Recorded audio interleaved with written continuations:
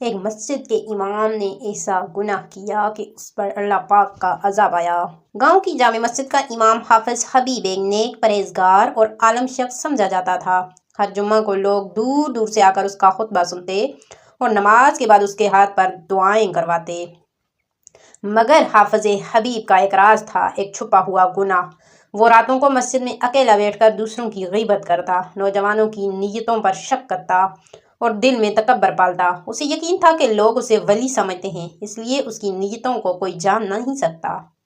ایک رات رمضان کے آخری عشرے میں جب وہ تہجد کی نماز کے بعد محراب میں بیٹھا دعا مانگ رہا تھا، اچانک مسجد کے چراغ بجھ گئے، ہوا تھم گئی، ایک عجیب سی خاموشی چھا گئی۔ پھر ایک آواز آئی جو اس کے دل کے اندر گویا بجلی بن کر اتری۔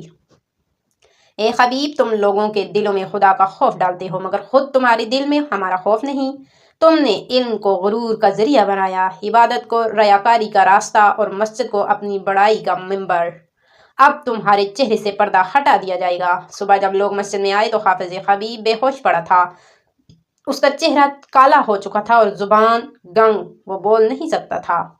لوگ خوف زدہ ہو گئے۔ کچھ دنوں بعد اس نے تحریری طور پر اپنے گناہوں کا اعتراف کیا اور باقی زندگی گاؤں کے کنارے ایک جھونپڑی میں تنہائی اور توبہ میں گزاری۔ علم، عبادت اور امامت اگر ریاکاری، تکبر یا غیبت کے ساتھ ہو تو یہ عذاب کا باعث بن سکتے ہیں۔ جو ظاہری طور پر نیک نظر آتا ہے وہ باطنی طور پر بھی پاک ہونا چاہیے، ورنہ اللہ عذاب کے پردے کو چاک کر دیتا ہے۔